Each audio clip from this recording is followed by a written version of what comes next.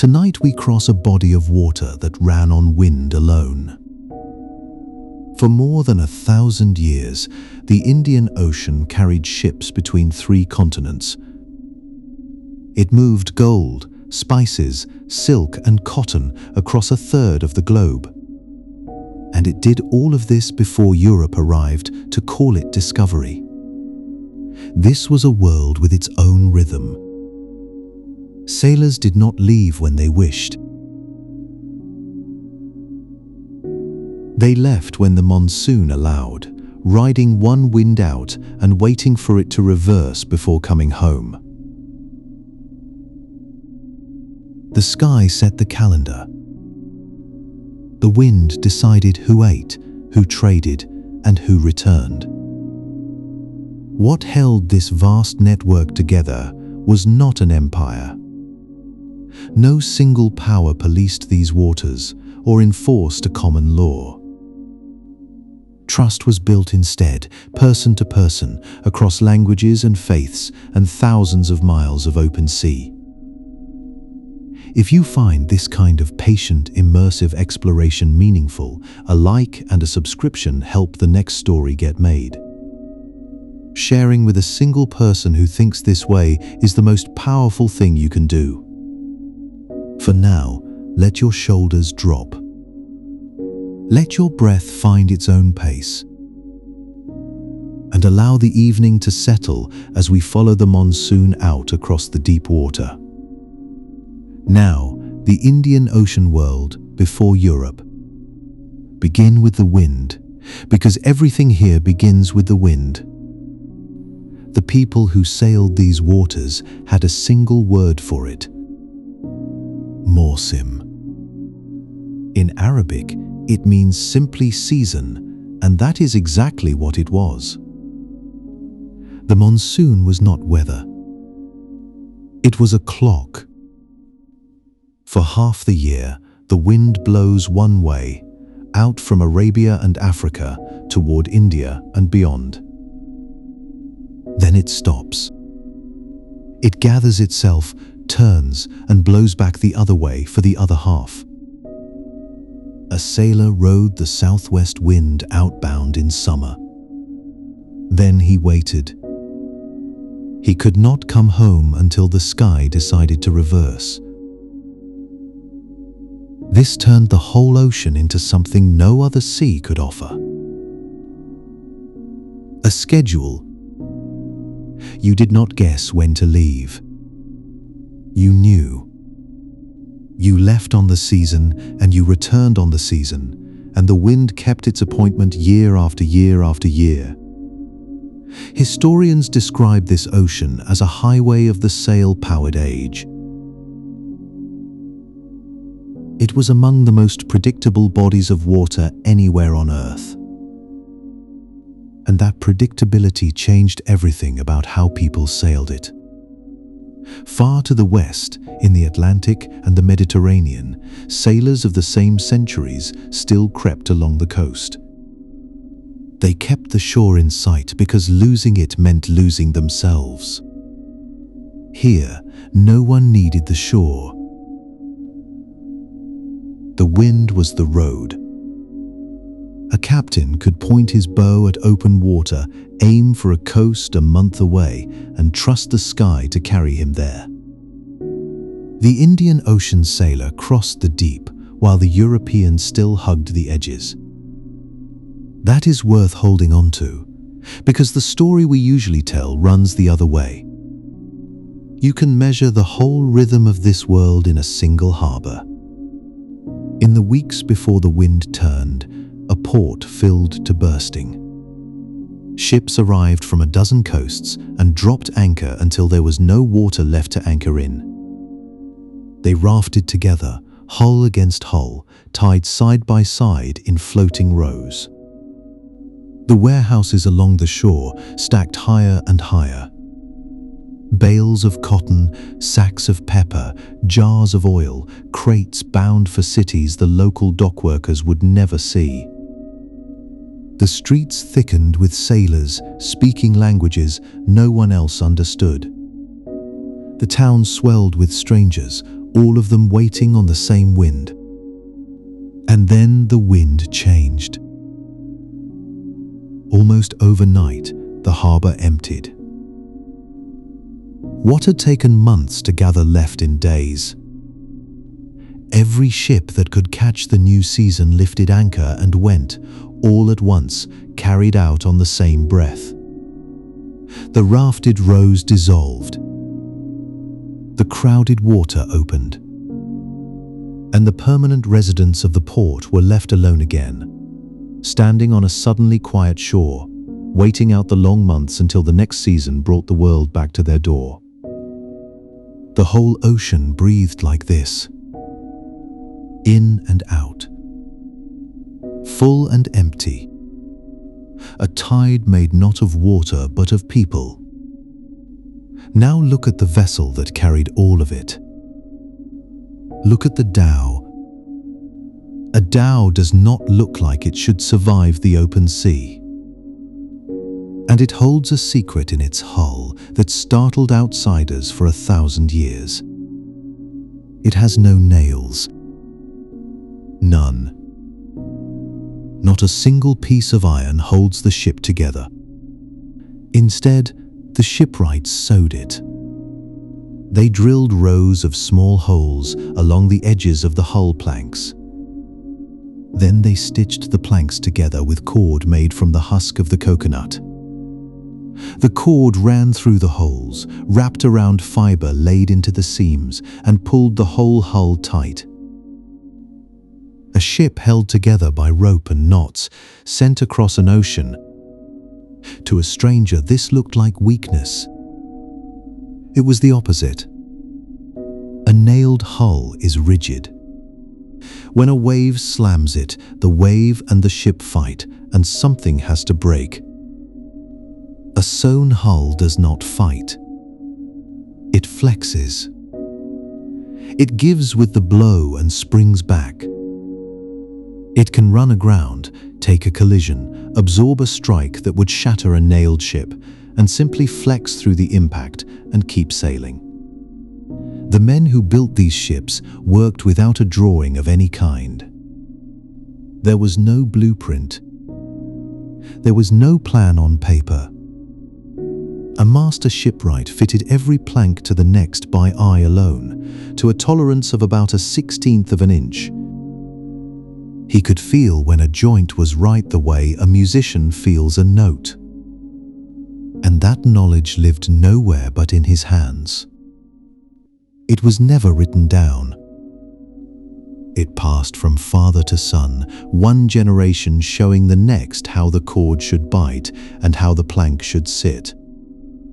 In some places along these coasts, ships were still being stitched this same way well into the 20th century. A skill older than most nations, handed down by touch.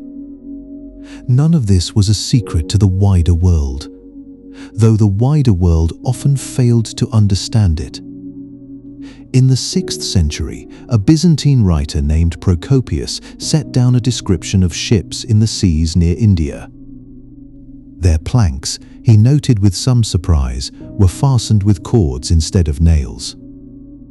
He was writing this down 13 centuries before Europe would name its own voyages an age of exploration. The technique he found strange was already ancient. Later, Marco Polo saw these ships and came away unimpressed. He called them flimsy. He called them dangerous. He looked at a hull held together by rope and saw a primitive shortcut, a people who simply did not know how to make a proper ship. He missed the point entirely. The flexibility he mistook for weakness was the very thing that let these vessels cross oceans that would have broken his own. What he read as backwardness was, in fact, a solution to a problem his shipwrights had not solved. The building of these ships was slow, heavy labor. To draw a stitch tight, 2 men worked as a pair, one inside the hull and one outside. Each of them braced his feet against the wood, took hold of the cord and leaned back with the full weight of his body. Stitch after stitch after stitch, down the whole length of a hull, hauling each one closed by leaning against it. A single ship was thousands of these pulls, thousands of moments of two men straining in opposite directions to close one seam. You could smell a shipyard long before you reached it. The reek of a working yard was unmistakable. Resin and tar for sealing the seams. Coconut oil worked into the wood and the cord. It hung in the air thick enough that a traveler could tell, blindfolded, what kind of place he had come to. A spice port smelled of spice. A pearling town smelled of salt and fish. And a shipbuilding coast smelled of tar and coconut and cut wood, the smell of vessels being born. For a long time, we could only imagine what one of these ships carried and how far it went. Then, in 1998, one of them came back. Off an island in Indonesia, divers found a wreck. It had gone down around the year 830, and it had been resting on the seabed ever since. It was a dhow sewn in the old way, not nailed.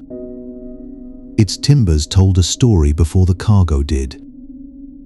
The teak had grown in India. The other hardwood had come from Africa. A single ship built from the forests of two continents, and it had sailed all the way to China and was heading home when it sank. What it carried home is hard to hold in the mind. Somewhere between 60 and 70,000 pieces of Chinese ceramics. Bowls and cups and jars, stacked and nested and packed for the long voyage west. Vessels of gold and silver. Spices for the markets of the Persian Gulf. One small ship, one lost voyage, and inside it a warehouse of the world's finest goods meant for buyers an ocean away. And among all those tens of thousands of pieces sat three bowls that should not exist. They are blue and white. Painted decoration in cobalt blue on a white ground.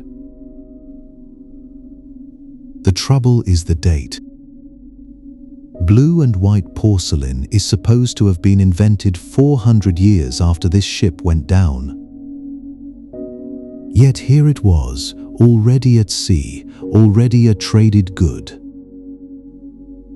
And the story of how it was made runs the whole length of the ocean.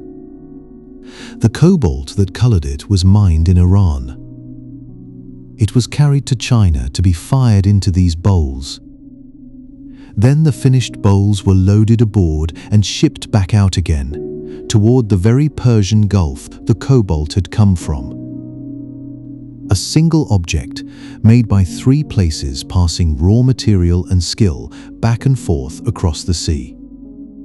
To sail those distances, you needed to know where you were. And the sailors of this ocean had a tool for it, elegant in its simplicity. It was called the kamal. Nothing more than a small rectangular tablet of wood tied to a knotted string. Arab navigators worked it out around the 9th century. A sailor held the tablet up at arm's length and sighted the North Star along its top edge, with the horizon along the bottom. Then he read his latitude off which knot in the string met his teeth or his nose. Different knots meant different heights of the star, and different heights meant different distances north or south. It sounds crude. It was the first known instrument anywhere on Earth to turn navigation into number. Before the kamal, a sailor felt his way. After it, he could measure. He could hold a piece of wood to the sky and read his place in the world off a length of knotted cord. Quantitative navigation, centuries before the instruments we usually credit with the idea. but the routes themselves were older still. Older than the Kamal, older than the dhow that sank off Indonesia. The direct crossing of this ocean reaches back much further than most of us assume.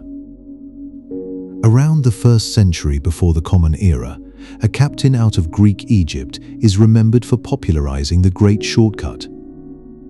His name comes down to us as Hippolus. Instead of crawling around the rim of the sea, he pointed straight across it, riding the monsoon from the Red Sea to India in the open. He did not invent the wind. He understood it well enough to trust it with a ship. And the crossing that had been a coast-hugging journey became a bold line drawn over deep water. We know this was no legend because someone wrote the whole system down. In the 1st century of the Common Era, an anonymous Greek sailor produced a handbook we now call the Periplus of the Erythraean Sea. It reads like a working guide because that is what it was. It lists ports. It names goods. It describes a trade circuit running from Roman Egypt down the coast of East Africa to a harbor near what is now Tanzania and across the water to India. A functioning ocean economy already mapped by a jobbing sea captain 2,000 years ago. And even the Periplus was not the beginning. Because before any Arab dhow reached the coast of East Africa, someone else had already crossed the entire ocean.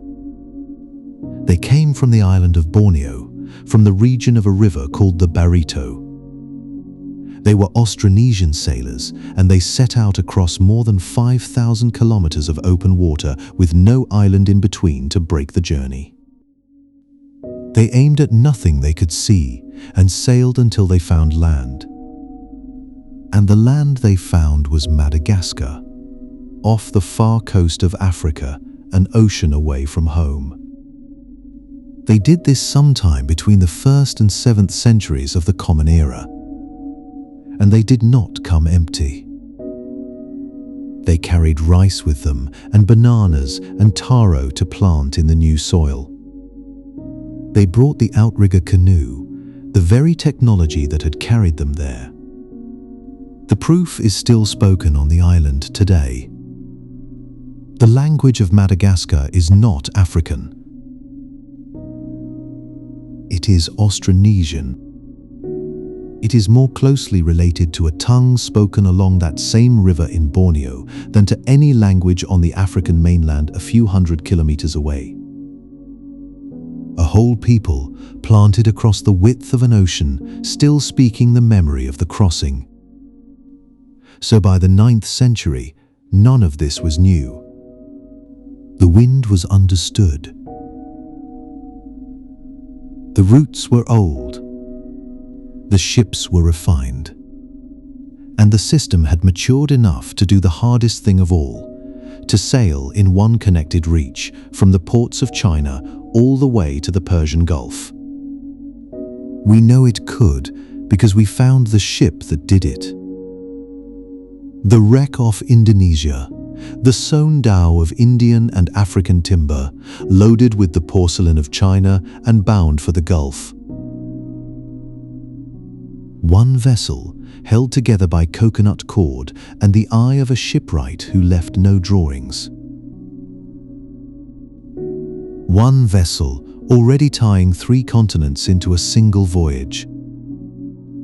And it did all of this centuries before anyone in Europe would look at this ocean and imagine they were the first to find it. In the 7th century, a new faith rose on the Arabian Peninsula, and within decades it had reached the water. It gave the trading world a new frame. It did not build the routes. The routes were already ancient by then. What it changed was the traffic that already ran along them. The rise of Islam gave the trading world a new frame. It did not build the routes. The routes were already ancient by then. What it did was reorganize the traffic that already ran along them. Arabic contract law offered merchants a shared set of rules for lending, partnership, and debt. A shared language of commerce began to settle over the water. The ships were the same. The winds were the same. What changed was the framework holding it all together. And the way that faith traveled says almost everything about this ocean. Islam crossed the water on the decks of trading ships, not behind advancing armies. There were no conquering fleets converting the coast at sword point. Instead, conversion followed prestige. The wealthy foreign merchant was a man worth imitating. Marrying into his family meant access to his contacts, his credit, his reach across the sea. A local trader who shared his faith might share his networks too. Slowly, port by port, the coast turned Muslim through the ordinary logic of business and marriage. By 1500, most of the Malay Peninsula and the Indonesian archipelago had converted this way. No campaign made it happen. Commerce did. Language followed the same current.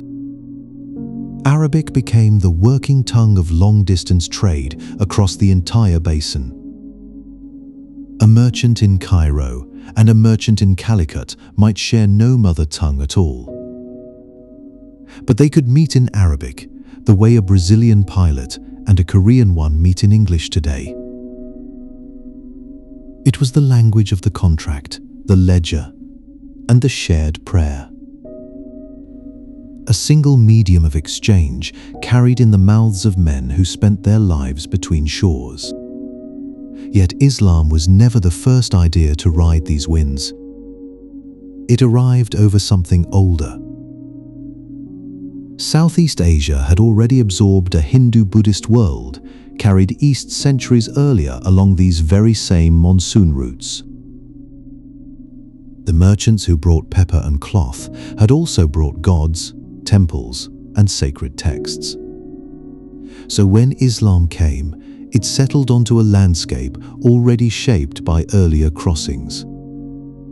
The new faith did not land on empty ground. It layered over the deep imprint of the old.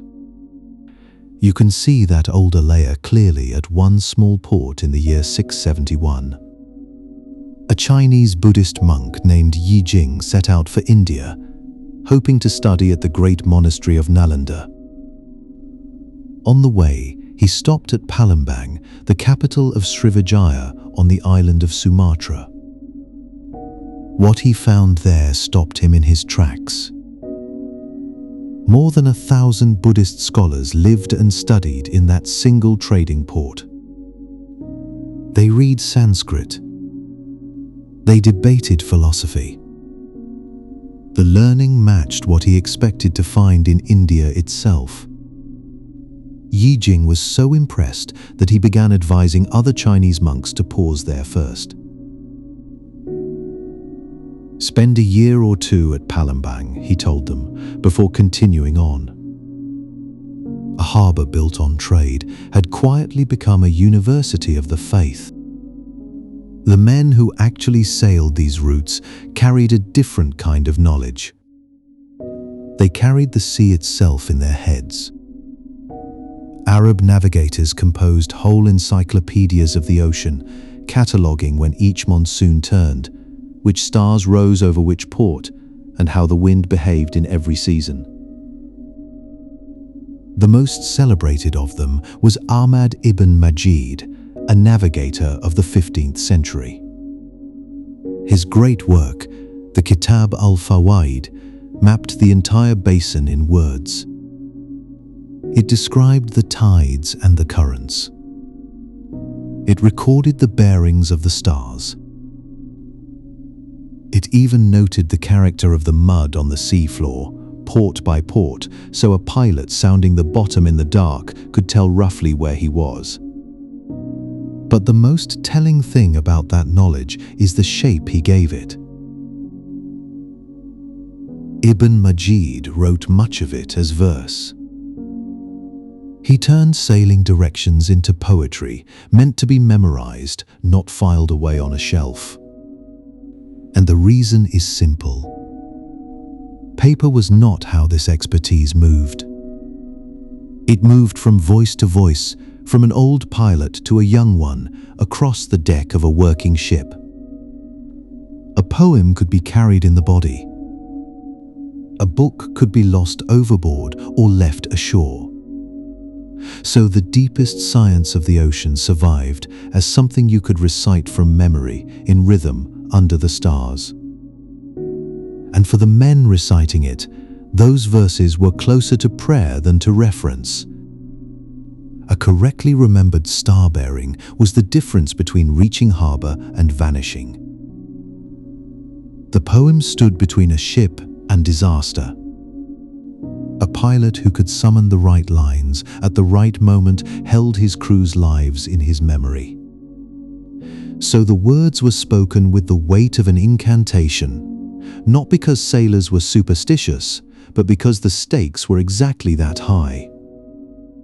On a dark sea, memory was the only chart that could not be washed away. That same ocean, so well mapped by its own navigators, still held the power to astonish the men who crossed it. Ibn Battuta had sailed Arab dhows for years. He knew what a ship was. Then, at the port of Calicut on the Indian coast, he saw the Chinese junks. They were unlike anything in his experience. Multiple decks rose above the water. Multiple masts carried their sails. Some held private cabins and were crewed by as many as 1,000 people. A seasoned sailor stood on the dock and stared, the way anyone stares at a scale they had never imagined. The ocean, he thought he knew, had another world at its far end. Those junks have grown taller with every retelling. The popular image of the Ming treasure ships describes vessels 450 feet long, carrying 9 masts, floating cities of timber. That version is grand, and it is mostly fiction. It traces to a novel written in 1597, long after the fleets themselves were gone. The real ships were smaller. Sober modern estimates place them somewhere between 200 and 300 feet. And yet even the cautious number is staggering. At that length, they remain the largest wooden ships ever built anywhere on Earth before the Industrial Age. The legend shrank, and the truth was still enough. For a brief window, the whole ocean felt closer than it ever had. Under the Mongols, a single loose piece stretched across much of Asia. Roads and sea lanes that had run through separate worlds now connected end to end. And one man's journey shows just how open it had become. Ibn Battuta traveled more or less continuously from Morocco all the way to China and back. A man born at the western edge of the known world could cross to its eastern edge and return, moving through Muslim communities the entire way. The network had matured into something a single traveler could ride from one horizon to the other. At the far end of that journey stood a city that stopped even Ibn Battuta. He reached Quanzhou on the Chinese coast in 1345. The harbor held more junks than he could count. And threaded through this Chinese port was a whole Muslim quarter, complete with its own mosques and its own hospitals.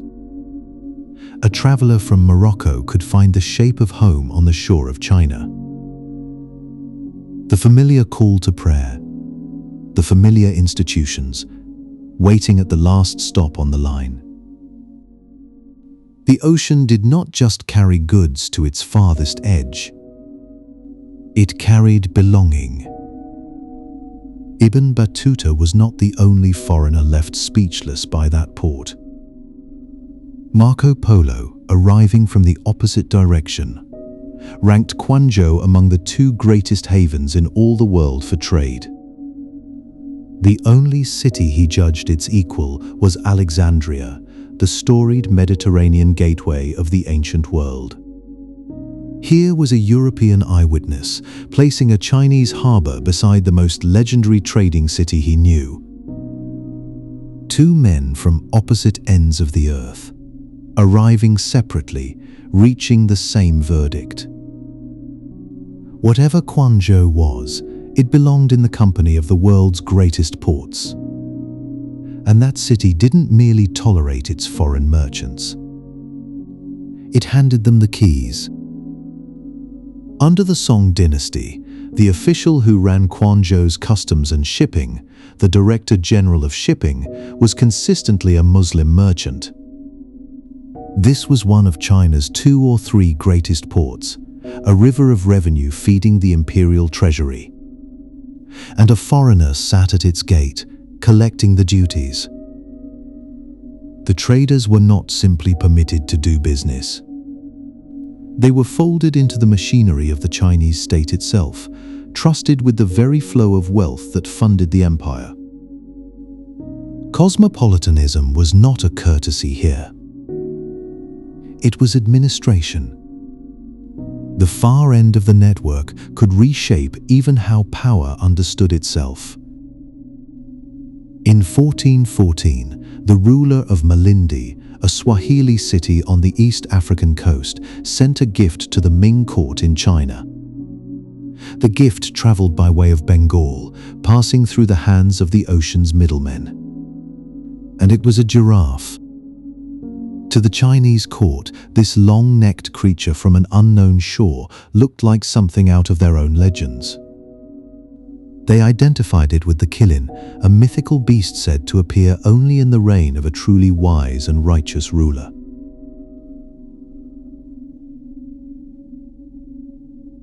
An African animal arriving on the monsoon trade was read as a sign from heaven. For the emperor, the timing could not have been better. Yongle sat on a throne he had taken by force, seized from his own nephew in a bitter struggle for the crown. A man who takes power that way hungers for signs that heaven approves. And now a Qilin had walked into his court, precisely the omen a legitimate reign was supposed to summon. Yongle let the association stand. He commissioned court paintings of the sacred beast. And when a second giraffe arrived the following year, he accepted that one too. At the farthest edge of the trading world, an ordinary African giraffe had become a Chinese emperor's proof that the throne was rightfully his. Belief and politics tangled together, riding home on the monsoon wind. The wind that carried a giraffe home carried 1,000 other things. Some goods travel because they are useful. Others travel because they cannot be found anywhere else. Cloves and nutmeg belong to the second kind. They grew on a scattering of tiny volcanic islands in the Maluku archipelago and nowhere else on Earth. Cloves came from only 5 of them. Nutmeg came from the Banda Islands alone. From those specks of land to the kitchens of Europe was a journey of some 12,000 kilometers. A spice that flavored a feast in Venice had begun its life on a slope of black volcanic soil, half a world away, tended by people the buyer would never meet. Distance was not an obstacle to the trade. Distance was the whole reason it existed. Not every cargo was so exotic. Some of it walked aboard on 4 legs. India, for all its wealth, could not raise good war horses. The climate defeated them. The heat and the wet-bred animals a period chronicler dismissed with real contempt, narrow chests, weak legs, and nasty tempers. A kingdom that wanted cavalry could not simply breed it at home. So the horses came by sea, from the dry uplands of Arabia and Persia, carried across open water in the holds of ships never designed for the purpose. It was a strange cargo for a monsoon voyage. A living animal, frightened and seasick, standing in the dark while the hull flexed around it. And the demand never slackened. War in India was fought on horseback, and the horses had to be imported to fight it. That demand was large enough to reshape the coastline itself. A trade in living animals cannot be run from an ordinary dock. Horses arrive weak from the crossing. They need to be walked, fed, watered, and healed before anyone will pay for them. So whole ports grew up dedicated to nothing else. They had stables lining the waterfront, veterinarians who knew how to nurse a seasick animal back to strength, and customs houses to tax each head as it came ashore. An entire built environment existed to move an animal India could not raise. The horse trade did not just fill ships.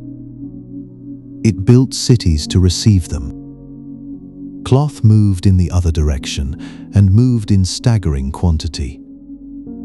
Long before any European trading company existed, Indian cotton was already the fabric of half the known world. By the year 850, it was flooding the markets of Southeast Asia. Ordinary cotton for ordinary people, and at the top of the range, something finer, patola silk from Gujarat, woven in a double ikat technique, so exacting that the pattern was dyed into the threads before a single one was placed on the loom. This was not simple trade goods. This was the most demanding textile art the region could produce, and it traveled thousands of miles to reach a buyer. In Indonesia, that cloth became something more than cloth. Patola grew so prestigious that its use was restricted by law. Only nobility could wear it. A length of Gujarati silk marked the body it wrapped as belonging to a different order of person. And when a fabric carries that much meaning, people begin to imitate it. Local Indonesian weavers studied the patola motifs, the elephants, the human figures in their repeating rows, and copied them into textile traditions of their own.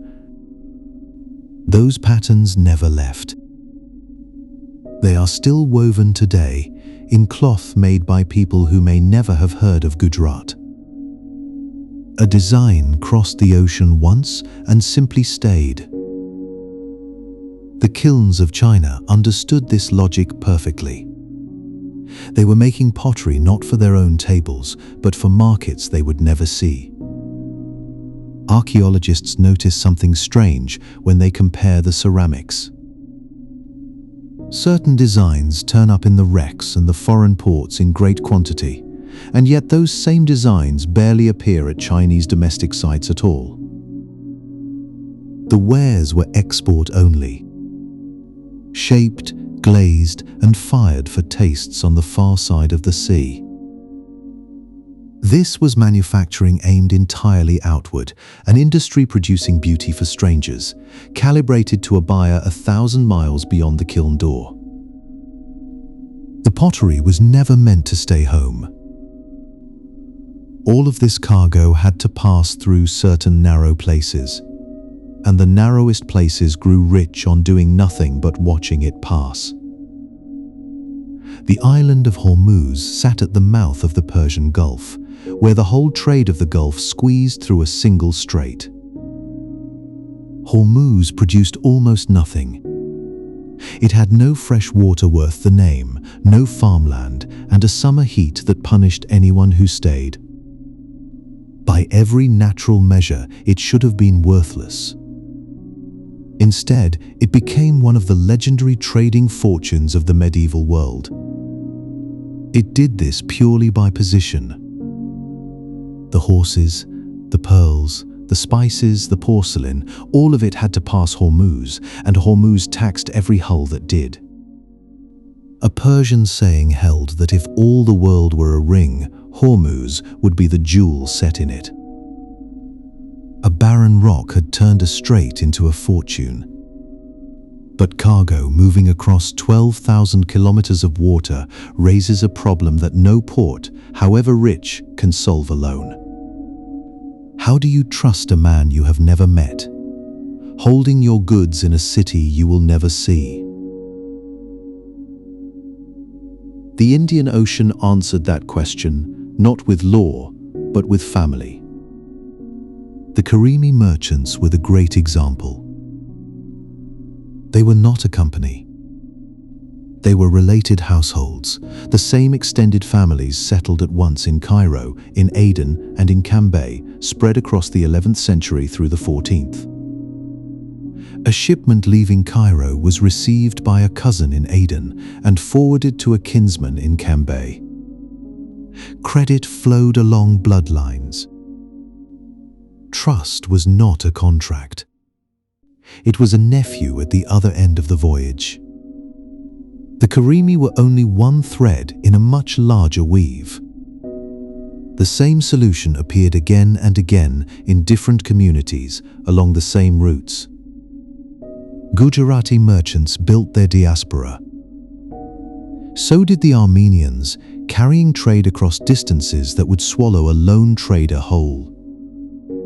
Jewish trading families spread their own kin networks from the Mediterranean into India. Fujianese merchants from the Chinese coast did the same across the eastern seas. Each community became a web of people who could vouch for one another, scattered across the ports, but bound by a shared name and a shared origin. No single power ran this system. Instead, a dozen overlapping families ran their own corners of it, and the corners touched. Some of those networks began to look remarkably like something the world would not formally invent for centuries. In South India, Tamil merchant guilds organized trade on a scale that outran any single family. The Manigramam, the Ayavol known as the 500, the great body called the Ainuruvar, these operated across South India and reached into Southeast Asia as coherent institutions. They had shared rules, shared identity, shared standing that outlived any one member. It was something close to corporate personhood, an organization that was more than the sum of its living traders. Europe would not arrive at that idea for hundreds of years. On the Indian Ocean, it was already doing business. And underneath all of it ran a single quiet mechanism that made the whole thing possible. A merchant sitting in Cairo could hand his goods to a partner in Guangzhou he had never laid eyes on. Not because he was trusting, but because the network made betrayal unaffordable. Both men belonged to the same community of trade. And that community had one punishment for the man who cheated: permanent exclusion. A single default and the doors closed everywhere, in every port, for the rest of a career. Reputation was the real currency. It was worth more than any cargo, because a cargo could be replaced and a name, once broken, could not. Honesty across an ocean was not a virtue. It was the only way to keep working. Money itself had to solve the same puzzle of distance, and one of its strangest answers came from a small shell.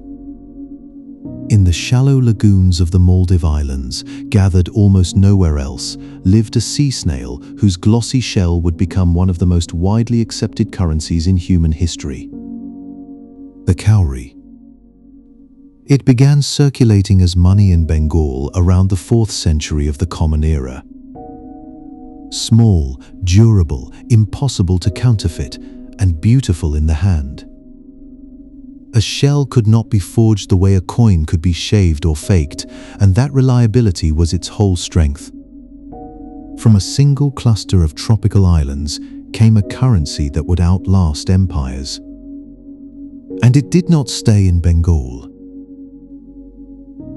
Over the centuries, the cowrie drifted along the trade routes, east into Yunnan and Southeast Asia, and then slowly west. By the 14th century, it had crossed the whole width of the trading world.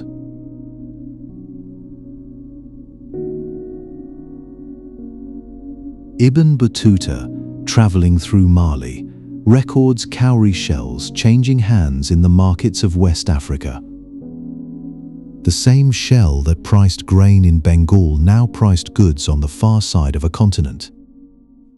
It had become a genuinely interoceanic currency, accepted across thousands of miles long before any European coin achieved anything close to that reach. A snail from a Maldivian lagoon had become money for half the world. For most of this trade, the people who lived it left no record at all. But not everywhere.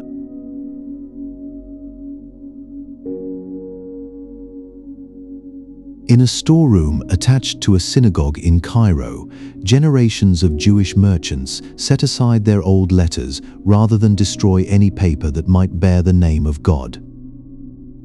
That storeroom, the Geniza, kept them safe for the better part of 1,000 years.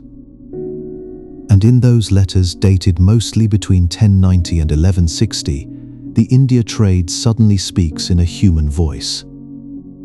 Over 100 separate commodities appear by name. Pepper above all, but also perfumes, aromatic woods, dyes, lac, cardamom, vessels of copper and brass. Gold and silver went east to pay for it all. These are not chronicles written for kings. They are the working correspondence of ordinary men doing business, preserved by accident, giving us a first-person view of commercial life centuries before Europe kept records to match. One of those merchants can be followed by name. In the 12th century, a Jewish trader from Tunisia named Abraham ben Yeju crossed to the Indian port of Mangalore and stayed for some 17 years. His life there was not the life of a visitor. His most trusted business agent was an Indian man whose name survives only in fragments, reconstructed by later scholars as Bomber. And this agent was no servant sent on errands. Bomber sailed the sea route back to Aden on his own, handling his master's affairs across open water. Ben Yeju, meanwhile, married a local woman and raised children of mixed heritage in the town. This was not the arrangement of an elite treaty. It was ordinary. The system produced families like his at every level, one household at a time, quietly rooted where the trade had carried them. The same pattern reached all the way to the Chinese court. In the year 1031, an Abbasid ambassador named Abu Ali arrived at the imperial court bearing tribute. The emperor rewarded him with silver, as was the custom. But Abu Ali did not go home. He settled permanently in Guangzhou and married the daughter of a Chinese general. His descendants took the surname Pu, and over the generations that followed, they rose into high office in the Chinese government itself. A visiting envoy from the Arab world had become the ancestor of a line of Chinese officials. Intermarriage here was not merely a bridge between merchant communities. It was a doorway into the administrative heart of the host society, open wide enough for a foreigner's grandchildren to help govern the empire. While cloth and cowries and families moved along the sea lanes, another cargo was rising up from deep inland, heavier, rarer, and worth killing for. Far in the African interior, at the stone city of Great Zimbabwe, gold came out of the ground. From there, it moved overland to the coast, to the port of Sofala, and then up the shoreline by ship to a single city that had learned to master the flow. That city was Kilwa. Kilwa did not mine the gold. It did something more lucrative. It taxed the gold, and it brokered the gold, taking its share of every ounce that passed through. And it did this so effectively that it grew into the wealthiest of all the Swahili city-states. It rose past the older power of Mogadishu and became the brightest point on the whole coast. Kilwa's wealth was not dug from the earth. It was skimmed from the passage of someone else's. That wealth left a mark you can still hold. Kilwa did what only a confident power does. It minted its own money. Gold coins, stamped in the name of Kilwa's rulers, carrying the authority of an African city-state on the far southern reach of the trade. And those coins did not stay home either. Examples have turned up in Oman, across the sea to the north. And, more startling still, one was found on the Wessel Islands, off the northern coast of Australia. A coin struck in an East African port had travelled to the edge of the Pacific. For most of the 20th century, scholars could scarcely believe an African city had minted such a thing at all. The coins settled the argument. Kilwa's gold spoke for itself. For all its wealth in moving goods, this was a world that almost never went to war over them. The default was open commerce, and it held for centuries. But once, memorably, the peace broke. In the year 1025, the Chola Emperor Rajendra I launched a fleet across the Bay of Bengal. Its target was Srivijaya, the maritime power that controlled the straits to the east.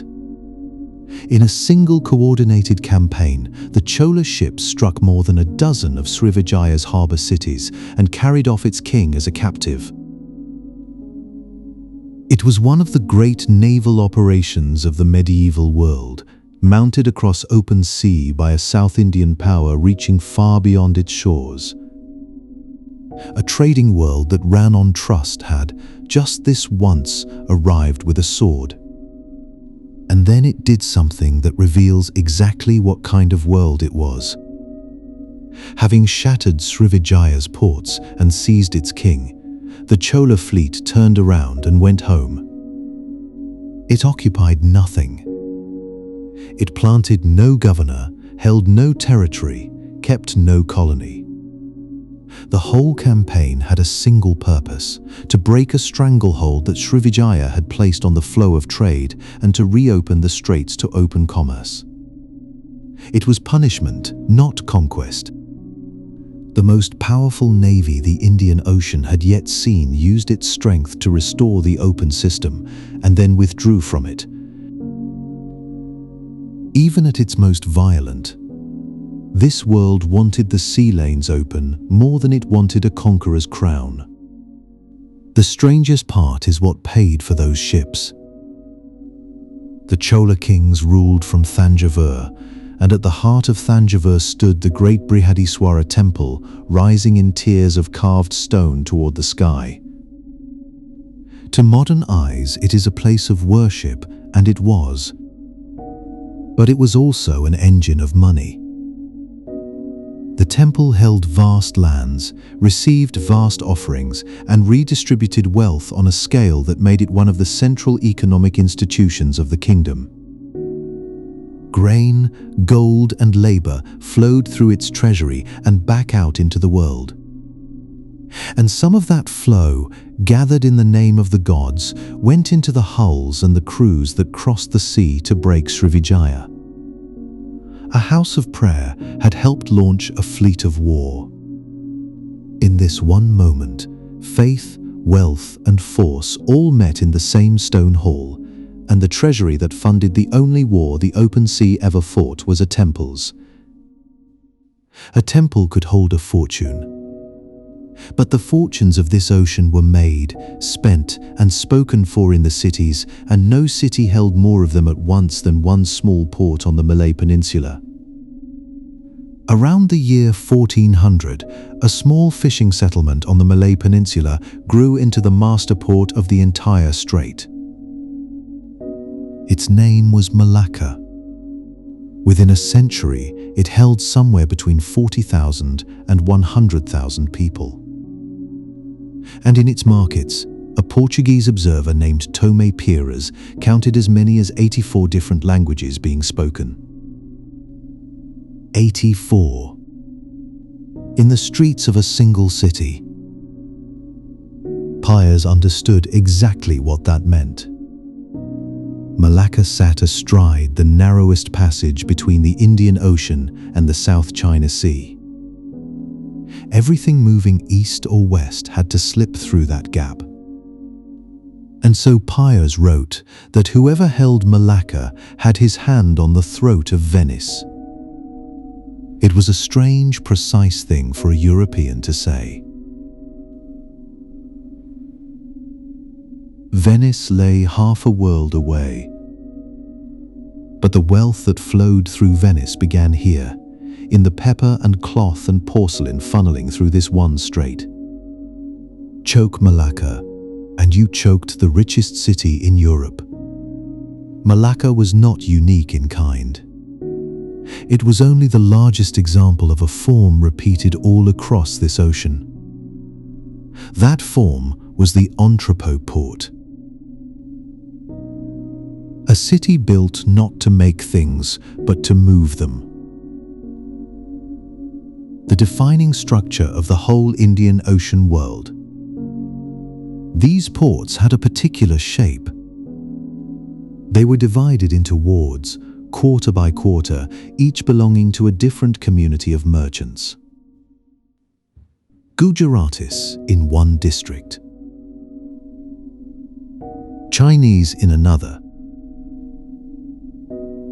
Arabs, Tamils, Persians, Javanese, each with their own streets. The customs houses employed clerks, fluent in a dozen trading tongues at once. A merchant living in such a place lived, in effect, two separate lives. He had a home community somewhere far away, a wife, kin, a language, a god. And he had a second life in the foreign port, among strangers who had become neighbors.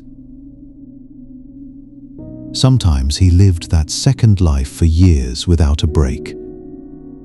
The reason came down to the wind. A ship arriving on the wrong side of the monsoon could not simply turn around. The wind that carried it in would not carry it home for months. So the sailors and merchants waited. They had no choice. This waiting created something no planner ever designed. The great ports developed large, semi-permanent populations of stranded foreigners. People who needed lodging, warehousing, food, and translators. Whole neighborhoods existed to serve men killing time until the sky changed direction. And those 84 languages of Malacca were not a statistic on a page. They were the actual sound of the streets, the noise of the stalls. Buyers and sellers haggling across tongues none of them fully shared, settling on a few words of trade Malay that everyone half understood. Waiting does things to people. In the months before the wind turned, the harbors filled to bursting and the stranded merchants had time on their hands and money in their pockets.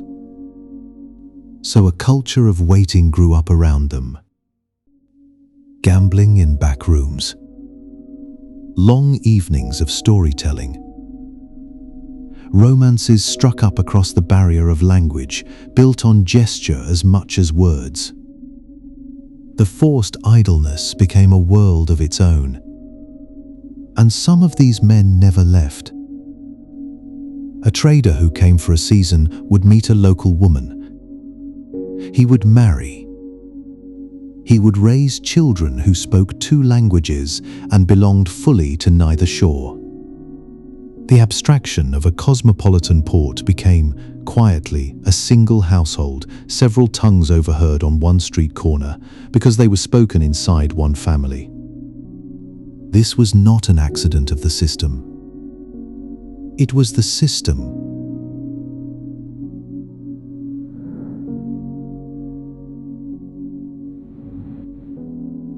Intermarriage was the ordinary way. A foreigner became a local. An Arab or Persian trader who married into a Bantu-speaking family on the African coast did not just gain a wife. He gained her kin. Her brothers and uncles became his contacts, his agents, the men who watched his goods and his interests while he was away at sea for a year or more. Marriage was infrastructure. Trust, in a world without courts to enforce it across the water, ran through blood and marriage bonds. Nowhere is the physical shape of this world clearer than on the Swahili coast of East Africa. And there you can read the whole society directly in its stone. The earliest stone mosques on that coast were built from the sea itself. Builders cut living porites coral straight from the reef while it was still soft underwater. They shaped it, air-dried it into pale blocks, and let it harden in the sun. The mosque was made from the ocean it faced. From about the 13th century, the technique changed. Builders turned to a rougher material called coral rag, set into thick lime mortar. With it, they raised something new, multi-story merchant houses of coral stone, with courtyards, plastered niches, and heavy wooden doors carved in dense patterns. The grandest expression of all this stood at Kilwa. Its great mosque was built and expanded across 3 centuries, entirely from coral. For hundreds of years, it was the largest mosque anywhere in sub-Saharan Africa. Its great vaulted dome, raised without a central courtyard, remained the largest dome in East Africa into the 19th century. When Ibn Battuta visited Kilwa, he admired the town openly.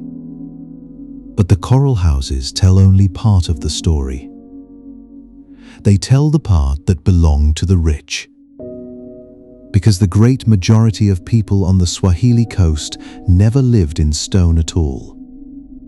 Ordinary families lived, as they always had, in houses of wattle and daub under roofs of thatch.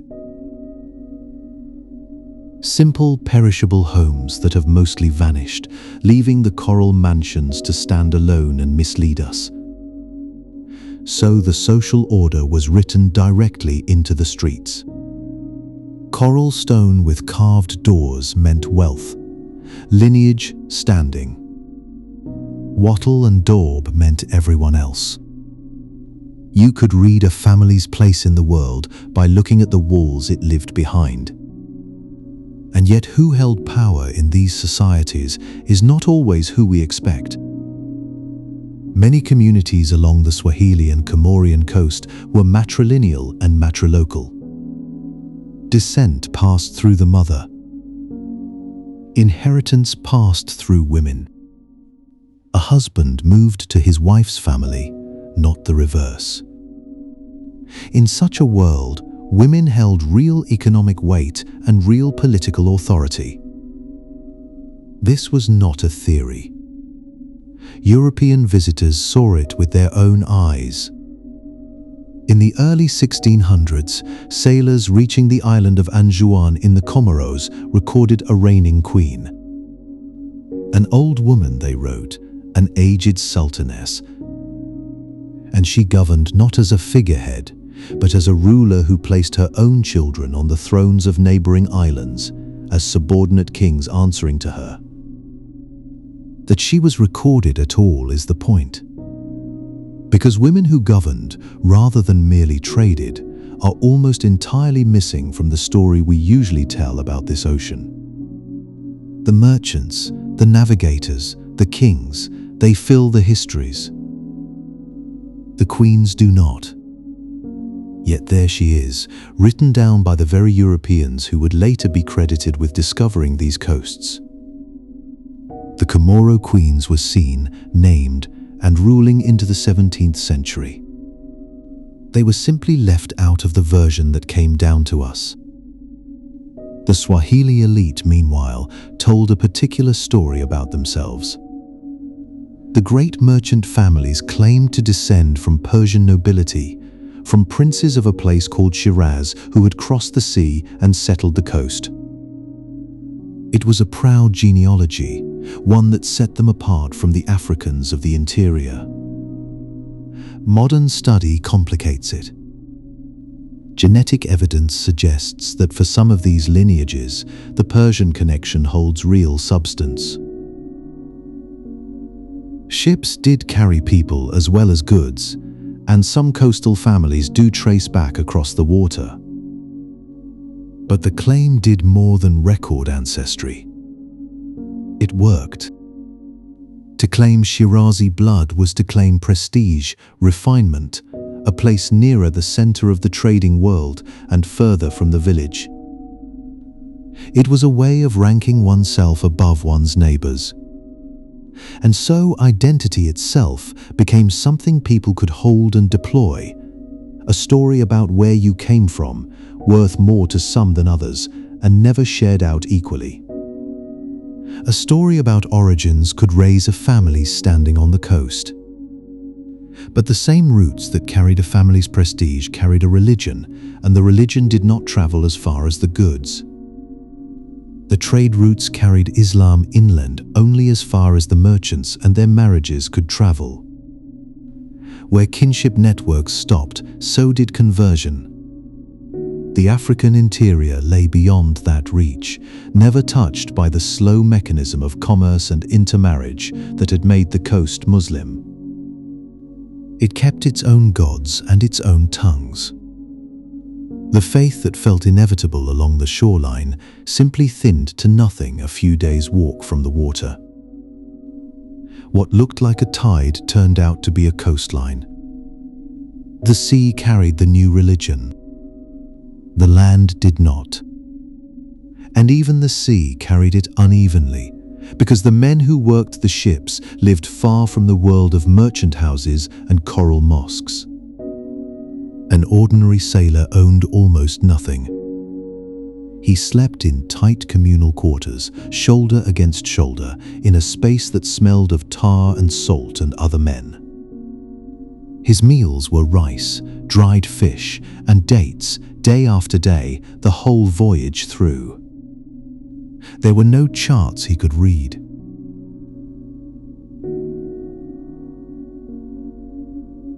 There was only the captain, and everything the captain carried in his memory. A crew's survival rested on one man's oral knowledge of stars and winds and the shape of a coast at dusk. That knowledge could not be bought or written down. It could only be trusted. And so the humblest men on the water placed their lives, each season, in the keeping of a single remembering mind. Some of those men were not sailors at all, but divers, and their season had a different shape. In the purling towns of the Gulf, the year split cleanly in two. For the 4 hottest months, the men were gone. They left for the Pearl Banks when the heat was at its worst, and the households they left behind were run entirely by the women who stayed. Wives managed money, raised children, and held the town together while its men vanished beneath the surface of the sea. The rhythm was old, and it was absolute. Summer took the men and left the women in charge. When the wind cooled, the boats came home, and the town became whole again until the next year pulled it apart. What the men returned to was hard to reduce to words because the work itself was nearly unbearable. A pearl diver carried almost nothing down with him. A clip of horn or wood pinched his nose shut. Leather guards protected his fingers and toes. A stone weight pulled him down, and a single rope, held by a partner above, was the only thing that would bring him back up. He had 60 to 90 seconds. In that time, he worked the seabed 6 to 20 meters down, tearing oysters loose in the dark. Then a tug on the rope, and his partner hauled him toward the light. He did this 30 times a day.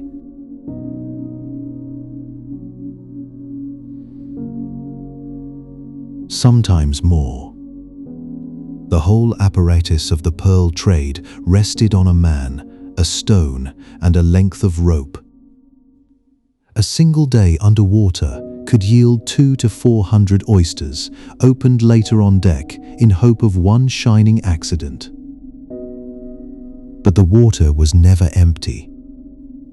Sharks moved through the same shallows the divers worked, and every descent carried the quiet possibility of not returning. The fear was real enough that crews paid for a defense against it. Certain men were hired for one task alone, to charm the sharks away, murmuring words over the water while the divers went down. Whether the charms worked hardly mattered to the men who believed in them. It was the only shield they had against a danger they could not see coming. And so they sent a diver into the dark, and a prayer down after him. The most haunting thing about this labor is how little it changed. A 10th century Arab writer described pearl diving in careful detail. The nose clip, the stone, the rope, the held breath, the count of seconds. 1,000 years later, at the dawn of the 20th century, the method was still the same. Not similar. The same. 10 centuries of history passed over the surface of the Gulf, and beneath it, nothing moved. Empires rose and fell above the water, while the same body-breaking work repeated, unchanged, generation after generation.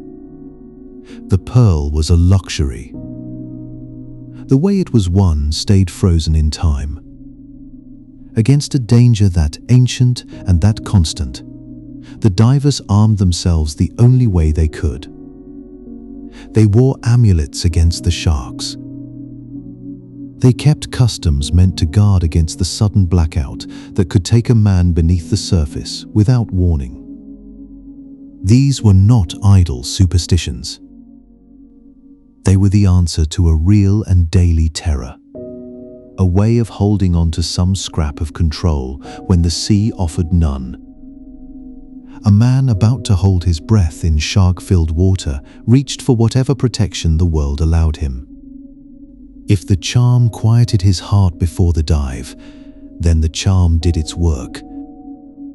Faith here was not about the afterlife. It was about the next 90 seconds. For sailors and merchants alike, the sea took payment in a currency few think to count. Not just risk. Time. A man who sailed east was hostage to the monsoon, and the monsoon did not hurry. He could predict the wind in general, but never command it in particular. A single voyage might strand him a year or more from everyone he loved. He waited out the wrong season in a foreign port, watching the sky, waiting for the wind to turn and carry him home. Wives grew older. Children grew up. Whole chapters of a life passed while a man sat in another country, unable to leave. He was not a prisoner, and yet he could not go home. The sea gave wealth to some. From nearly everyone, it took the one thing no cargo could return: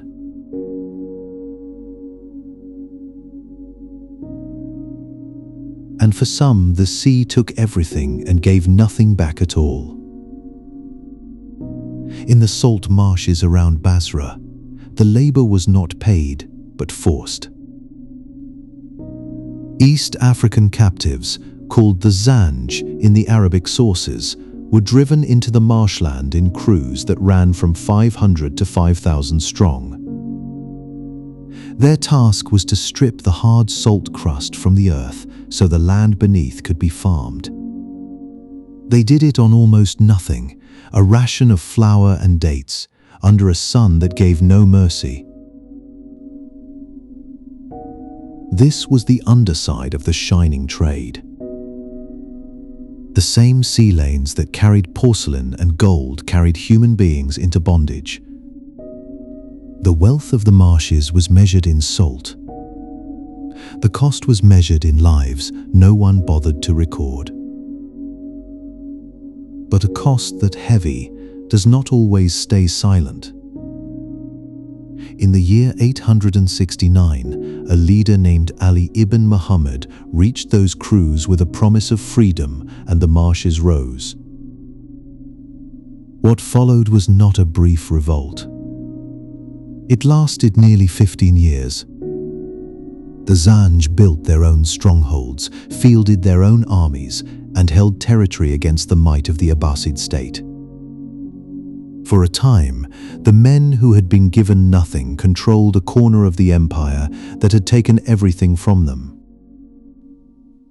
It was crushed at last in 883 after tens of thousands of deaths. It remains one of the largest slave uprisings the pre-modern world ever saw. The people the story had erased wrote themselves back in for 15 years in the only language power understood. The cosmopolitan world could turn on its own people just as violently, and not only against the enslaved.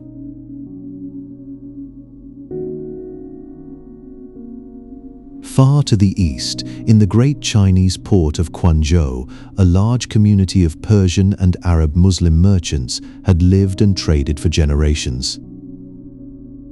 They were woven into the city, its wealth, its administration, its streets. Then, in the middle of the 14th century, as Mongol rule collapsed into chaos, that community rose in the revolt remembered as the Ispa Rebellion. When it was finally put down, the vengeance did not stop at the rebels. Local Chinese turned on the foreign community as a whole. Mosques were destroyed. Graves were torn open. Merchants whose families had traded there for 100 years were massacred in the streets. The celebrated openness of the port, its famous welcome to strangers, proved to be a fair-weather thing. When the order beneath it failed, the welcome curdled into slaughter. There is one figure who stands for all the people this world used and then forgot, and he appears at its most famous turning point.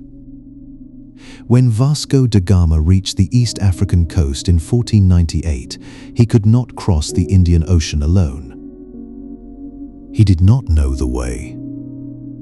So at Malindi, he took aboard a local pilot, a Gujarati navigator who knew the monsoon and the stars and the invisible road across the open water. That man guided the Portuguese fleet to India. The moment Europe calls a discovery was, in truth, a man from the Indian Ocean showing a stranger a route his people had sailed for centuries. And his name did not survive. The pilot who opened the door to a new age of the world vanished from the record entirely, unnamed, while the man he guided became immortal. This forgetting was not an accident of a single voyage. It became the shape of how the whole story was told. For most of the 20th century, the Swahili coast's own people were written out of their own history.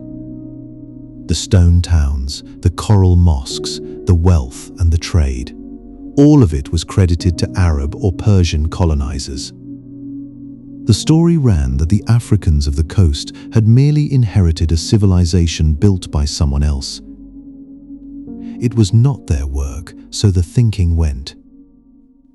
Their achievement was quietly handed to outsiders. A whole people were made into guests in the cities their ancestors had raised.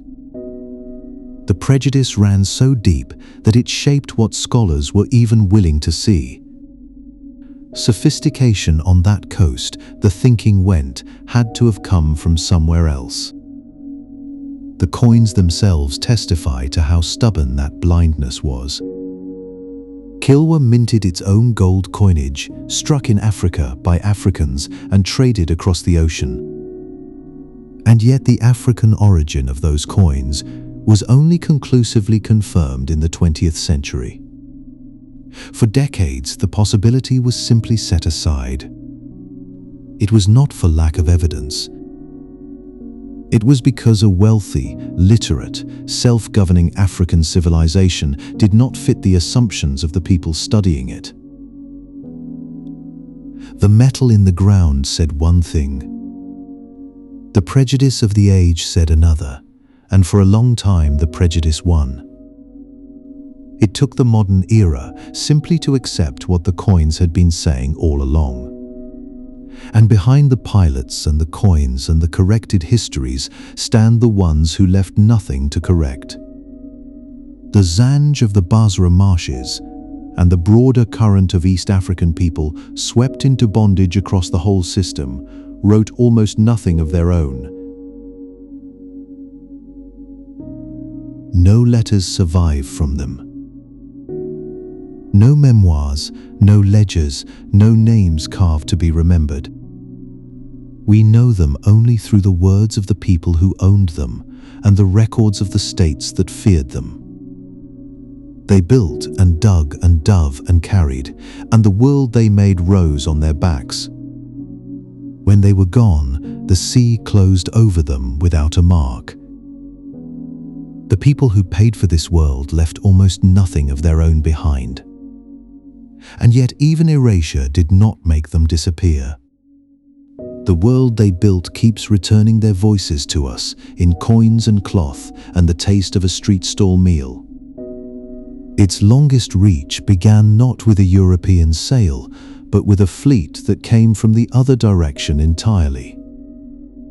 For most of the 15th century, the largest ships on Earth belonged to the Ming court.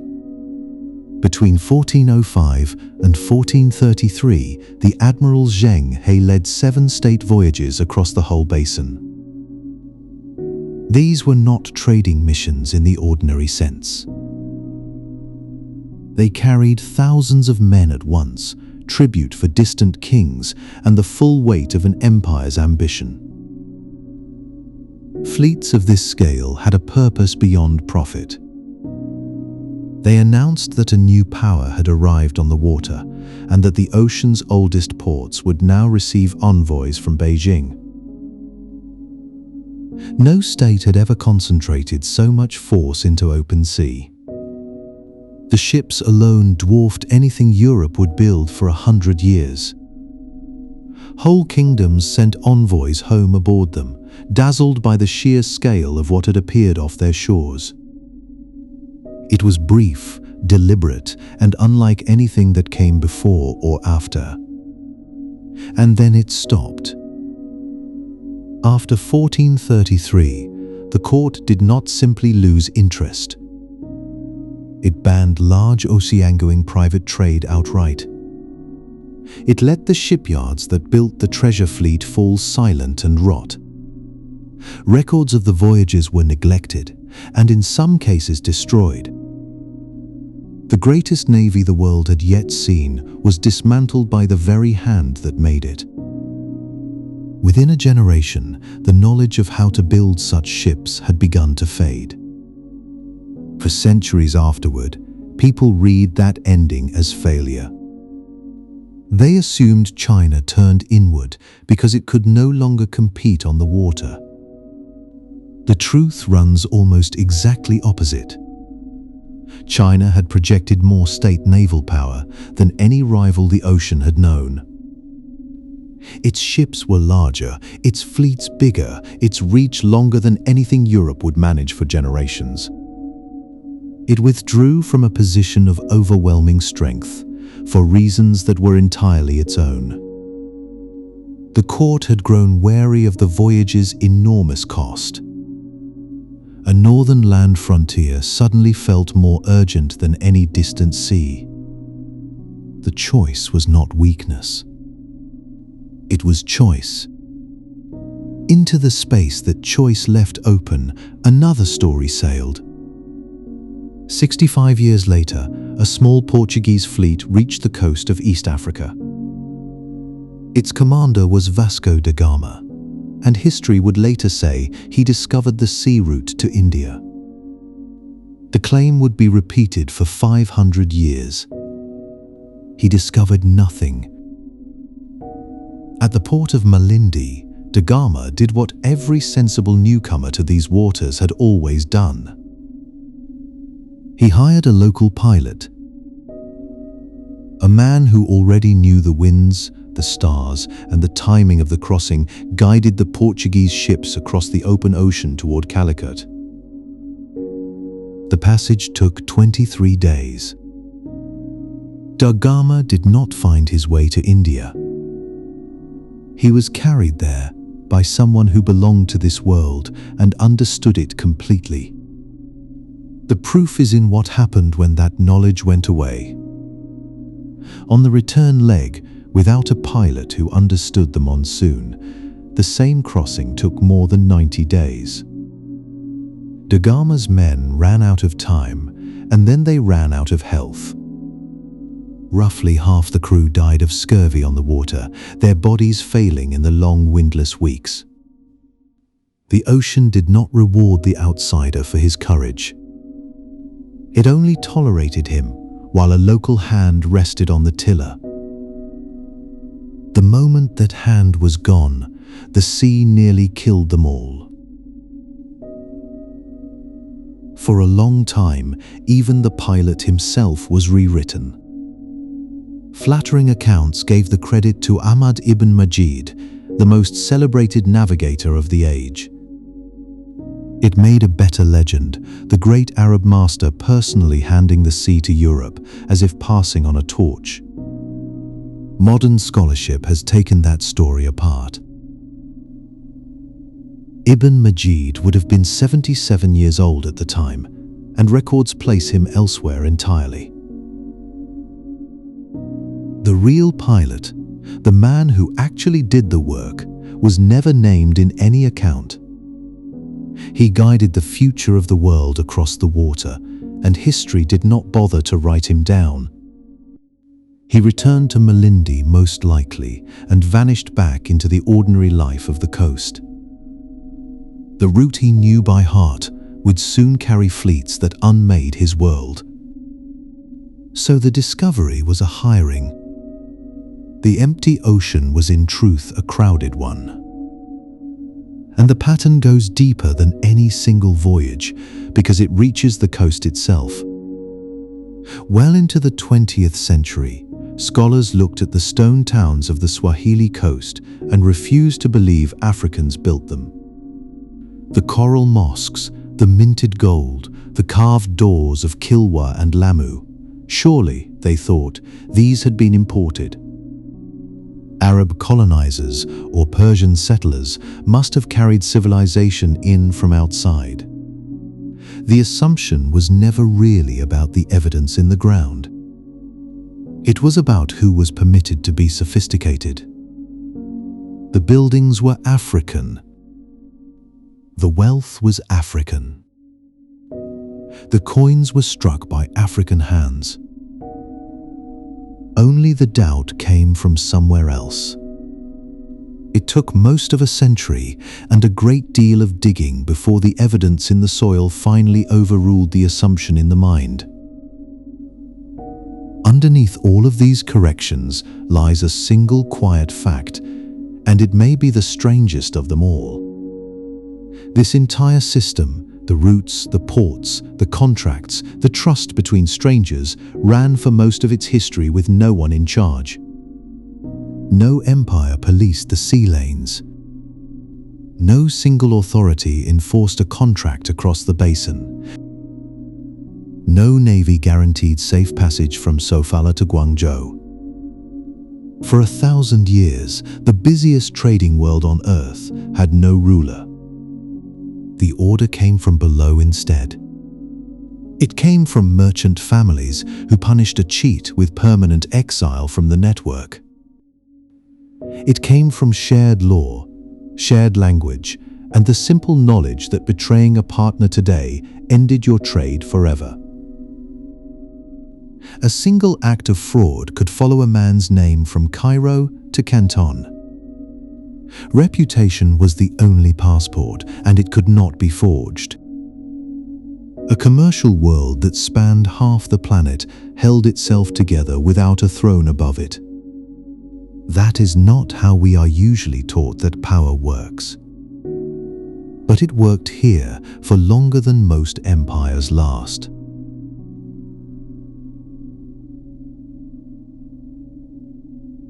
Even faith moved by the same quiet logic. Islam spread across the eastern half of the ocean, not by armies, but by association. It traveled on merchant prestige, on marriage into local families, on the daily example of successful men at prayer. A trader who prospered was a trader worth imitating, and his religion came with his reputation. By 1500, much of the Malay Peninsula and the Indonesian islands had become Muslim, converted slowly, peer to peer. There was no conquest behind it, and no real equivalent in the later spread of Christianity under European colonial power. One faith arrived, selling cloth and asking to be trusted. The other, centuries later, arrived with a flag and a fleet of guns. But the sea lanes carried more than faith and profit. They carried whatever could travel, and not all of it was welcome. In the 14th century, the same predictable winds that moved pepper and porcelain also moved the plague. The Black Death used the ocean as readily as it used the overland roads of the Silk Road. By around 1409, it had already reached the ports of East Africa, riding the trade it could not have crossed without. The network that connected the world also made the world sick together. The very links that carried wealth carried the fever along the same ropes. A port could not have its trade without also having its dead. Prosperity and contagion arrived on the same tide, and some of what the ocean carried would curdle slowly over time. Consider the cowrie shell. For centuries, these small shells from the Maldive lagoons had been honest money, buying rice in Bengal and salt in the markets of Yunnan. They were the small change of ordinary life across half the world. Then European traders found a new use for them. They shipped Maldivian cowries in enormous quantities to West Africa, and there they spent them to buy human beings. The same shell that once meant an ordinary market day became the price paid for a stolen life. A currency of daily bread became a currency of chains. The little shell had not changed at all. Only the thing men were willing to buy with it had. Not every current ran toward loss. Long before any of this, another kind of cargo had crossed the same water. Austronesian voyagers, sailing from the far eastern edge of the ocean, carried plants with them in their canoes. Bananas, rice, and taro reached East Africa and Madagascar in their holds. This happened centuries before Europeans ever spoke of a Columbian exchange. The great mixing of the world's crops did not begin in the Atlantic. It began here, quietly, in outrigger canoes crossing thousands of miles of open sea. One of those plants went on to change the interior of a continent. The banana turned out to be perfectly suited to humid tropical land, exactly where older African staples struggled and failed. It could grow where grain could not, and it spread inland, far from any coast that had ever seen a ship. In the Great Lakes region of Africa, it reshaped what people could grow and how many mouths a valley could feed. A fruit from Southeast Asia quietly rewrote the agriculture of Central Africa, long before anyone living there knew where it had come from. Villages grew and populations rose on a plant carried across the world by people whose names were never recorded. The map of who lived where in Africa was redrawn by a canoe. The ocean's logic even reached places its water never physically touched. Far to the west, the trans-Saharan trade moved gold and salt across the desert. It drew on entirely different African gold sources, along completely unconnected routes, over sand instead of waves. And yet it ran on exactly the same underlying logic: trusted middlemen, taxed choke points, and luxury goods carried across a hostile emptiness. Two great systems, one of sand and one of water, had each solved the same human problem in the same way, without ever coordinating. Now and then, the two systems even met. Gold that had crossed the Sahara and gold that had crossed the ocean could surface in the very same medieval market. A merchant weighing coins on his scales would rarely have known that the metal in front of him had traveled such utterly separate roads. The routes never touched. The wealth still mingled in the end, in the same purses and the same ledgers. A coin does not remember the road it took. It only knows the hand that spends it next. If you want to read this whole history without opening a single document, listen instead to how people speak. Swahili is a Bantu language, African at its root, layered thick with Arabic loanwords for trade and law and faith. Every borrowed word is a fossil of a bargain once struck on a wharf. The grammar remembers Africa. The vocabulary remembers the sea and the ships that crossed it. The language itself is a living record of centuries of contact, spoken every day by people who may never think of it as history at all. When a fisherman counts his catch or a shopkeeper names a price, an old bargain speaks again through his mouth.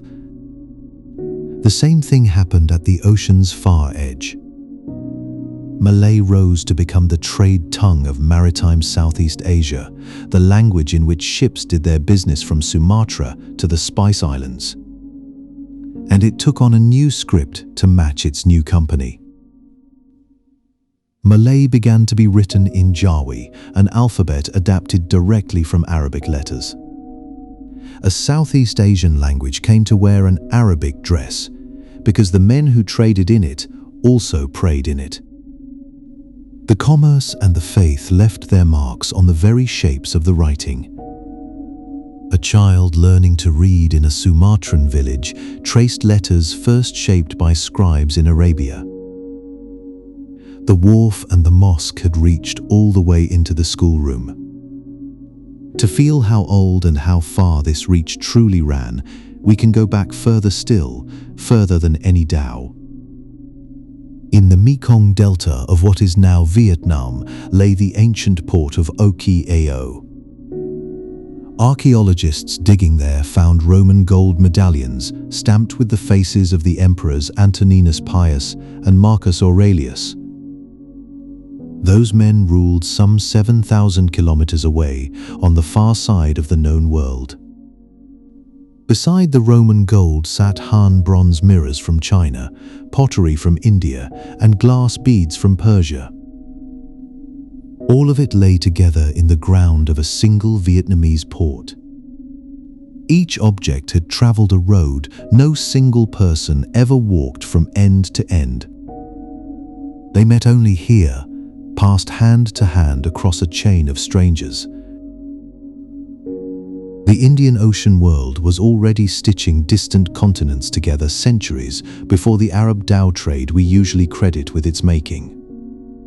So the network was old and vast, and it belonged to no one and to everyone at once. But its truest monument was never a coin, or a shipwreck, or a ruined mosque. Its truest monument was a meal. Walk through the food stalls of Malacca, and you taste the whole ocean in a single bite. One dish might carry Gujarati spice, Tamil technique, Javanese sweetness, and Chinese method, all folded together in one pot. Each of those flavors arrived on someone's ship and stayed in someone's kitchen. A recipe was a kind of settlement, a place where a foreign hand had married a local one.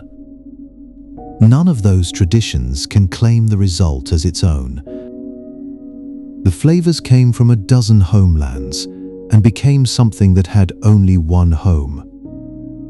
The food belonged fully to none of them and fully to the city itself. That, in the end, is what remains. Not the empires, which came and went like the monsoon. What remains is the cooking pot that quietly kept everything they left behind. Every trader who arrived and stayed added one more note to the flavor. A city's food still carries the memory of everyone who ever passed through and never quite left. The room was never empty. So the room was never empty. It never had been in all the centuries we crossed to reach it. We are taught to think of a beginning, a moment when the sails appear and the world opens. But there was no such moment here. The ocean was already crossed, already busy with the ordinary work of people who needed each other. What arrived at the end was only a late guest at a table long since set. And what held that table together was never a throne. It was trust, built slowly between strangers who mostly chose not to cheat. It was a poem of stars, recited against the dark. It was a hull sewn by hand, flexing with the waves. Perhaps that is the thought to carry into the quiet. So much of the world we inherit was made by people we will never name. They did not know they were building anything lasting. They were only living carefully by the wind. The record forgot most of them. But nothing that is truly shared ever fully disappears. So let the harbor grow quiet now. Let the ships rest at their moorings and the wind fall still. Let your breathing slow to the rhythm of the water, and let the world drift gently into sleep.